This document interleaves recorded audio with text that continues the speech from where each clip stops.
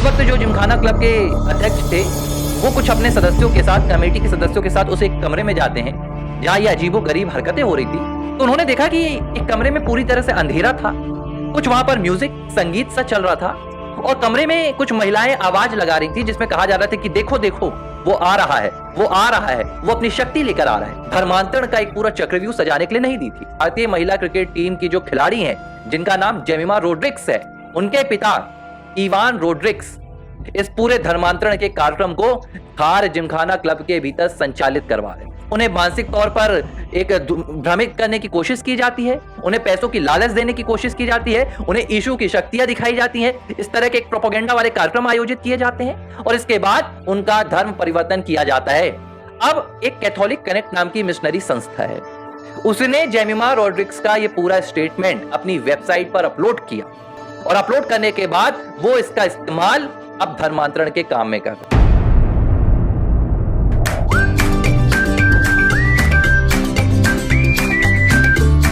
WTL जो कि एक इंडिपेंडेंट मसीह मीडिया है जहां पर आप मसीह न्यूज, बाइबल सवाल जवाब और संडे सर्विस से जुड़ सकते हैं। और अगर आप हमारी इस इंडिपेंडेंट मसीह मीडिया को सपोर्ट करना चाहते हैं तो आप हमें ज्वाइन भी कर सकते हैं या डिस्क्रिप्शन में दिए गए नंबर पर गूगल पे भी कर सकते हैं।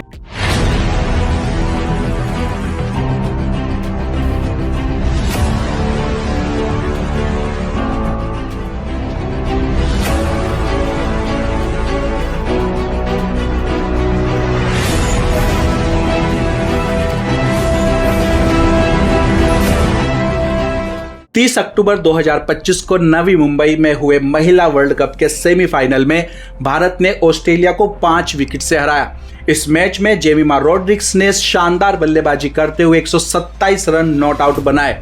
उनकी इस पारी की वजह से भारत ने पहली बार मेंस और वीमेन दोनों में ही इतना बड़ा लक्ष्य सफलतापूर्वक हासिल किया और मैच जिताकर फाइनल में जगह बना दी। जेमिमा रोड्रिग्स ने अपने सेमीफाइनल मैच के बाद इंटरव्यू में कहा कि जब वो थक गई थी और उनका शरीर जवाब देने लगा था तब यीशु मसीह उनके लिए लड़े। उन्होंने बाइबल का एक वचन भी पढ़ा, निर्गमन अध्याय 14 उसका 14 में से, जिसमें लिखा था stand still and God will fight for you, यानी कि चुपचाप खड़े रहो और परमेश्वर तुम्हारे लिए लड़ेंगे। इस वचन से उन्हें बहुत ताकत मिली और उन्होंने कहा कि उनका पूरा विश्वास था कि ऊपर वाला उनके साथ है। The innings though, you keep talking to yourself, you almost motivate yourself. There's a lot of messages to the crowd as well. Just take me through what you keep telling yourself through an innings like that. Yeah, I think initially I was just playing, I just keep talking to myself. But towards the end I was just quoting one scripture from the Bible because I had lost energy, I was very tired, I was drained, but one scripture that says, just stand still and God will fight for you, and that's what I did. I just stood there and he fought for me. अब इस interview के बाद से ही Jemimah और x Twitter पर और अन्य social media platforms पर उनको खूब ज्यादा ट्रोल किया जा रहा है और कहा यह जा रहा है कि जेमिमा क्रिश्चियनिटी का प्रचार कर रही है और लोगों के धर्मांतरण की वो साजिश कर रही है। और कुछ लोग खूब भर भर के जेमिमा और जीसस क्राइस्ट का मजाक भी बना रहे हैं। ठीक एक साल पहले अक्टूबर 2024 में जेमिमा के पिता इवान रोड्रिग्स पर मुंबई के प्रसिद्ध खार जिमखाना में ये आरोप लगाए गए थे कि उन्होंने क्लब के हॉल और सुविधाओं का उपयोग धार्मिक प्रार्थना सभाओं और धर्मांतरण की मीटिंग के लिए किया था। आरोप था कि उन्होंने ब्रदर इमैनुअल मिनिस्ट्री नामक संगठन के तहत लगभग 35 धार्मिक आयोजन मीटिंग्स क्लब में आयोजित की, जो क्लब के नियमों का उल्लंघन था क्योंकि खार जिमखाना में धार्मिक और राजनीतिक गतिविधियों पर प्रतिबंध है। इवान रोड्रिग्स ने इन आरोपों से इनकार किया और कहा कि उन्होंने सभी प्रक्रियाओं का पालन करते हुए ही वहां पर प्रार्थना मीटिंग्स आयोजित की थी, कोई भी धर्मांतर नहीं किया गया। जब क्लब ने उनसे कहा कि ये प्रार्थना मीटिंग्स बंद कर दो तो उन्होंने इसे तुरंत से बंद कर दिया। हालांकि क्लब के सदस्यों के दबाव और आपत्तियों के कारण एजीएम में जेमिमा की सदस्यता वहां पर रद्द कर दी गई थी। पर कल किसी ने मुझे एक वीडियो का लिंक भेजा जिसमें एक न्यूज़ चैनल वाले भाई साहब हैं जो ये कह रहे हैं कि जिम के अध्यक्ष ने 20 अक्टूबर 2024 को जेमिमा के पिता इवान रोड्रिग्स से जब इस मामले में जानकारी मांगी तो उन्होंने कोई भी जानकारी नहीं दी थी। खार जिमखाना क्लब के अध्यक्ष थे, उन्होंने जेमिमा रोड्रिग्स को फोन किया और उनके पिता इवान को फोन किया और इस घटनाक्रम की जानकारी लेने की कोशिश की। तो एक साल पहले यही जेमिमा रोड्रिग्स और उनके पिता इवान रोड्रिग्स किसी भी फोन को उठाने से कतरा रहे थे और इन दोनों ने इस पूरे मामले में कोई भी जानकारी नहीं दी। पर बड़े भाई, ये न्यूज आर्टिकल है जनसत्ता का 26 अक्टूबर 2024 का। ये आर्टिकल तो बता रहा है कि उन्होंने पूरी जानकारी दी थी इस बारे में और अपने सोशल मीडिया पर भी उन्होंने पोस्ट करके साफ साफ बता दिया था। अब ऐसा कैसे हो सकता है, एक आदमी मीडिया में, सोशल मीडिया न्यूज चैनल्स पे तो बता रहा है लेकिन जिम के सदस्यों को नहीं बता रहा है, कोई सफाई नहीं दे रहा है। स्ट्रेंज। आगे बड़े भाई वीडियो में ये कह रहे हैं, लेकिन आज से पहले मैंने किसी को भी इस तरह क्रिकेट के मैदान के बीच में धर्म की बातें करते हुए और अपने आराध्य का शुक्रिया करते हुए या इस तरह की बातें नहीं सुना, जो खेल में नहीं होता है। अमूमन ऐसी गतिविधियां हमें पाकिस्तान में देखने के लिए मिलती हैं। जब पाकिस्तानी खिलाड़ी आते हैं तो वो अपने खेल की जो बयान की शुरुआत करते हैं प्रेजेंटेशन में, तो वो अल्लाह ताला और तमाम चीजों से करते हैं, क्योंकि उनके यहाँ ये चलता है। ज्यादा से ज्यादा आप धर्म को फैलाइए, आप जहां खड़े हैं आप वहां पर अपने धर्म को आगे कीजिए। पर जब विराट कोहली से एक मैच के बाद इंटरव्यू में उनसे पूछा गया उनके धार्मिक विश्वास के बारे में कि क्या आप पूजा पाठ करते हो, तो विराट कोहली ने बोल दिया कि क्या मैं पूजा टाइप करने वाला लगता हूं। अब विराट नहीं करता होगा तो उसने ईमानदारी से बोल दिया नहीं करता। Do I look the पूजा पाठ टाइप्स? पर भाई, उसको इतना ट्रोल किया गया उस इंटरव्यू के बाद से कि फिर उसको ये वीडियोस पोस्ट करनी पड़ी कि हाँ भाई मैं करता हूँ। विराट कोहली मंदिर में पूजा पाठ करता दिखाई दिया उस सीन के बाद से। जय महाकाल, जय महाकाल, थैंक यू। और अपने विश्वास को अपनी खुशी या गम के समय में शेयर करना धर्मांतरण की साजिश होती है, ये मैं पहली बार सुन रहा हूँ भाई साहब। चलो खैर कोई बात नहीं। आगे भाई साहब ये कह रहे हैं, ऑल्ट न्यूज का वो है आपका फैक्ट चेकर है जुबेर ने क्या कहा, इससे मेरा जो शक था, मेरा जो डाउट था वो और भी मजबूत हो गया कि इस पूरी कहानी के पीछे किसी और तीसरी ताकत का हाथ है। जेमिमा का यूं अचानक आकर प्रेजेंटेशन एरिया में इशू को धन्यवाद देना मुझे सिर्फ 1 साल पुराने उस घटनाक्रम पर नहीं ले जाता है, बल्कि आगे भी एक बहुत बड़ी साजिश का इशारा करता है। जुबेर कहते हैं कि जेमिमा ने शतक मारकर उन तमाम लोगों को जवाब दे दिया है जो 1 साल पहले उसके पिता पर आरोप लगा रहे थे, और पूरे देश को जेमिमा पर गर्व है। लेकिन क्रिकेट के खेल के बाहर जो आपके पिता, आपका परिवार धर्मांतरण के धंधे में लिप्त होने के आरोपों में पाया गया है, उन आरोपों से आपकी एक शतक आपको बाहर नहीं कर पाई। बड़े भाई आप ये कह रहे हैं कि जेमिमा का परिवार धर्मांतरण के आरोप में लिप्त पाया गया है, पर कहां लिप्त पाया गया है? खार जिमखाना का केस किसी पुलिस स्टेशन में नहीं पहुंचा, ना कोई एफआईआर हुई, ना कोई वकील, ना कोई जज, ना केस, ना कानून, कुछ भी नहीं हुआ था भाई। जिम के लोगों ने इकट्ठा होकर इवान रोड्रिग्स को कहा कि आज के बाद यहाँ पर मीटिंग नहीं करनी चाहिए। उन्होंने कहा जी ठीक है नहीं होगी। 35 मीटिंग उन्होंने की और 35 मीटिंग की उन्होंने पूरी पेमेंट भी वहाँ पर उनको दे दी। उसके बाद जिम ने उनकी सदस्यता रद्द कर दी, उन्हें जिम से निकाल दिया, उन्होंने जिम छोड़ दिया। तो बड़े भाई आरोप लगाने वालों ने अपने आप आरोप लगाया, खुद ही फैसला सुनाया, खुद ही सब कुछ किया, तो आरोपों में लिप्त होना ये कैसे हो गया?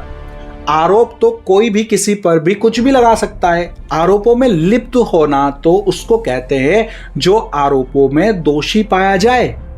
जिमखाना ने खुद ही इस बात को उछाला मीडिया में और बिना कुछ धर्मांतरण साबित किए जेमिमा के परिवार को सजा भी सुना दी, उनको अपने जिम से बाहर भी निकाल दिया। वो सफाई देते रहे पर किसी ने भी नहीं सुनी। तो क्या जिस पर उसके धर्म और ईश्वर के नाम से झूठे आरोप लगाए जाएं धर्मांतरण जैसे, क्या वो अपने जीवन की सबसे बड़ी जीत के समय अपने प्रभु का नाम भी ना ले? जब झूठे आरोप लगाकर उनको बेइज्जती करके जिम से बाहर निकाला गया, आप बड़े भाई आप मुझे बताओ उनके साथ कौन था सिवाय उनके प्रभु यीशु मसीह के? और जेमिमा और उसके परिवार की पर्सनल इंसल्ट नहीं हुई थी ना, उनकी इंसल्ट पूरी मीडिया में हुई थी। 2024 में अखबारों और न्यूज़ चैनल्स में उनका नाम उछाला गया। ऐसे भी पल आए होंगे जब जेमिमा के करियर पर खतरा बन गया होगा क्रिकेट टीम से बाहर निकालने का, तब भी सिर्फ यीशु ही उनके साथ थे ना। उनके अपने दोस्त यार जो उस जिम में थे वो तो उनके विरोधी बन गए थे, पर फिर भी परमेश्वर ने उनका साथ दिया।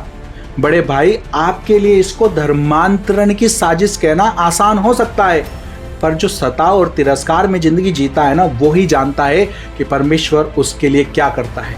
आगे बड़े भाई आप कहते हैं, यही जेमिमा रोड्रिग्स ने अपने इंस्टाग्राम अकाउंट पर एक पोस्ट भी जारी की, और इस पोस्ट में जेमिमा रोड्रिग्स ने एक यीशु का एक संगीत बताया, जीसस का, जिसमें उन्होंने कहा कि ये संगीत ही मुझे मोटिवेट करता है। ठीक है, ये भी ठीक है। अब एक कैथोलिक कनेक्ट नाम की मिशनरी संस्था है, उसने जेमिमा रोड्रिग्स का ये पूरा स्टेटमेंट अपनी वेबसाइट पर अपलोड किया और अपलोड करने के बाद वो इसका इस्तेमाल अब धर्मांतरण के काम में कर रहे हैं। वो इसका इस्तेमाल क्रिश्चियनिटी को बढ़ाने के काम में कर रहे हैं और वो बता रहे हैं कि देखिए कैसे क्रिश्चियन धर्म में यीशु को मानने वाली यीशु की ताकत से जेमिमा रोड्रिग्स ये पूरी कामयाबी हासिल कर रही है और ये अब मिशनरियों के लिए एक शक्ति बन गई है। अब इसका सहारा लेकर मिशनरी आपके हिंदुओं के गरीबों को पकड़ेंगे, मिशनरी आदिवासियों को पकड़ेंगे, हमारे दलितों को पकड़ेंगे और उनका ब्रेन वॉश करने की कोशिश करेंगे, उन्हें लालच देने की कोशिश करेंगे और अपने धर्मांतरण के, जबरन धर्मांतरण के पूरे अभियान में तेजी लाएंगे। बड़े भाई, पहली बात तो गरीब लोग वेबसाइट पर जाएंगे कैसे? गरीब लोगों के पास वेबसाइट चलाने की सुविधा होती है और अगर वो वेबसाइट चला सकते हैं तो वो इतने तो पढ़े लिखे हैं कि अपनी बुद्धि का इस्तेमाल कर सके और सोच समझ के अपना फैसला ले सके। दूसरी बात, कितनी ही हिंदू रिलीजियस वेबसाइट्स हैं, टीवी चैनल्स है, यूट्यूब चैनल्स है जहां पर हिंदू क्रिकेटरों के पोस्टर लगे होते हैं, उनके पोस्ट को डाला वहां पर जाता है, उनके इंटरव्यू और वीडियोस वो अपनी वीडियो वेबसाइट्स पर डाल देते हैं। तो क्या वो भी किसी के धर्मांतरण की साजिश कर रहे होते हैं या किसी को लालच देते हैं? वो सचिन तेंदुलकर जिसको भारत रत्न से सम्मानित किया गया, जिनकी तस्वीरें और पोस्टर दुनिया में वहां भी लगी होती हैं जहां क्रिकेट का खेल नहीं होता है। सचिन तेंदुलकर को हमने कभी नहीं सुना कि सचिन तेंदुलकर ने आकर खेल के मैदान में कहा होगा कि ये सब कुछ भगवान श्री राम की कृपा से हो रहा है। ठीक है भाई, सचिन तेंदुलकर ने नहीं किया होगा कभी मैदान में अपने ईश्वर का धन्यवाद, वो सचिन तेंदुलकर की प्रॉब्लम है। अब सबका विश्वास अलग अलग होता है, पांचों उंगलियां बराबर नहीं होती। अगर करता भी सचिन तेंदुलकर धन्यवाद अपने ईश्वर का मैच में तो भी कोई प्रॉब्लम नहीं थी। वेरी गुड, सबको करना चाहिए, इसमें कोई भी साजिश नहीं है। बड़े भाई, हमारे देश का संविधान भी कहता है कि कोई भी किसी भी धर्म पर विश्वास कर सकता है, उसका कहीं पर भी प्रचार कर सकता है, आर्टिकल 25 में। और अगर टीवी पर जेमिमा ने यीशु का प्रचार कर भी दिया तो क्या यह धर्मांतरण की साजिश में आता है? बिल्कुल भी नहीं। बड़े भाई, हमारे देश में 1000 से ज़्यादा टीवी चैनल्स हैं और लगभग हर एक चैनल पर हिंदू धर्म के ही टीवी शोज आते हैं, दिन रात रिपीट करके चलते रहते हैं। ट्रेनों में, बसों में, एयरपोर्ट्स में, लगभग हर जगह पर हिंदू धर्म का प्रचार प्रसार होता रहता है।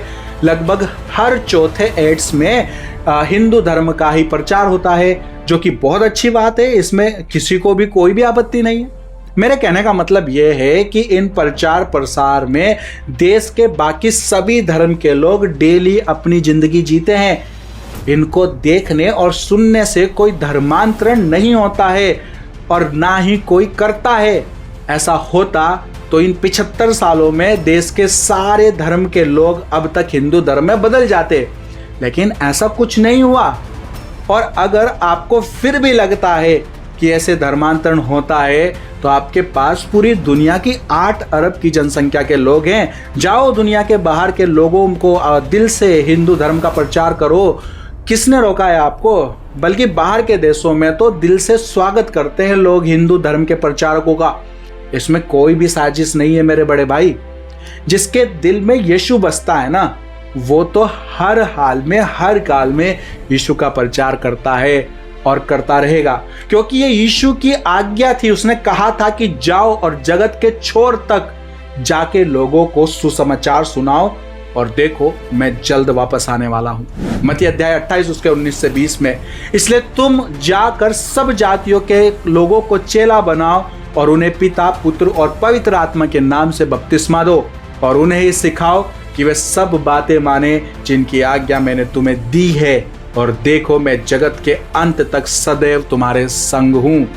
प्रकाशित वाक्य अध्याय 22 उसका 12, देख मैं शीघ्र आने वाला हूं और हर एक को उसके कामों के अनुसार बदला दूंगा। प्रकाशित वाक्य 22 उसके 20 में, हाँ मैं शीघ्र आने वाला हूं। बड़े भाई, हिंदू धर्म के लोगों ने 33 करोड़ देवी देवताओं को ग्रहण कर लिया है, पर एक यीशु मसीह और उसका नाम क्यों परेशान करता है आपको?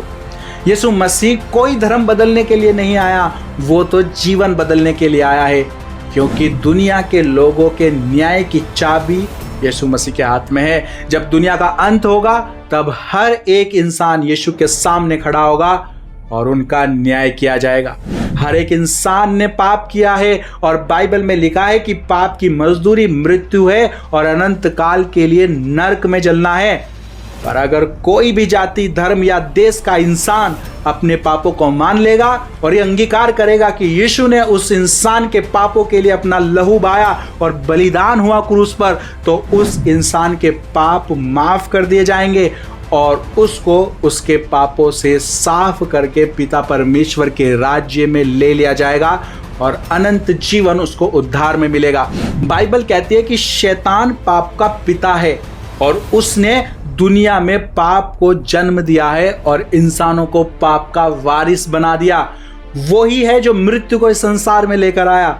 एक दिन उस शैतान का न्याय किया जाएगा और उसके न्याय में संसार का हर एक इंसान उसके साथ नाश किया जाना था।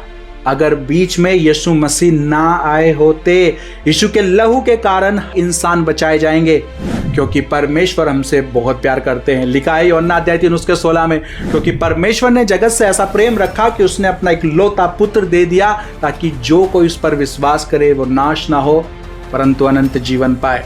बड़े भाई, अगर आपको लगता है कि इंसानों को शैतान से बचाना और सुसमाचार का प्रचार करना धर्मांतरण की साजिश है, तो भाई कितने ही लोगों ने इस सुसमाचार के लिए अपने प्राण दिए। आप इतिहास उठा के देख लो दुनिया का। पर पता क्या है, एक दिन सबका न्याय, एक दिन सब यीशु के सामने होंगे, सुसमाचार बांटने वाले भी और धर्मांतरण बताने वाले भी। पर उस दिन कोई दूसरा मौका उनके पास नहीं होगा। आप चाहे हम मसीह लोगों से प्यार करें या नफरत करें, पर एक बात याद रखना कि यीशु आपसे बेहद प्यार करते हैं और मैं भी आपसे प्यार करता हूं। यीशु ने कहा था, अपने बेरियों से प्रेम करो और अपने सताने वालों के लिए प्रार्थना करते रहो। हम सब आपके लिए प्रार्थना करते हैं। Thank you. may God bless you. आमीन। एक और बात जो मैं आपके साथ शेयर करना चाहता हूं कि हमारे जैसे चैनल्स पर यूट्यूब एड्स का रिवेन्यू लिमिटेड कर देता है। मतलब कि एड से कोई भी खास इनकम नहीं होती है, इतनी भी नहीं कि एक्सपेंसेस भी निकाले जा सकें, और स्पॉन्सर्स हम जैसे चैनल्स को मिलते नहीं हैं। तो अगर आप चाहते हैं कि हम इसी तरह से वीडियोस को रेगुलर बना सकें और अपनी इस सेविकाई को ईमानदारी से कर पाएं, तो हमें आप मसीह भाई बहनों की सपोर्ट की ज़रूरत है। अगर आप हमारे इस इंडिपेंडेंट मसीह मीडिया को सपोर्ट करना चाहते हैं तो आप हमें ज्वाइन भी कर सकते हैं या डिस्क्रिप्शन में दिए गए नंबर पर गूगल पे भी कर सकते हैं। Thank you. may God bless you and your family. तो चलिए फिर मिलते हैं हमारी नेक्स्ट वीडियो में। Stay tune, stay blessed.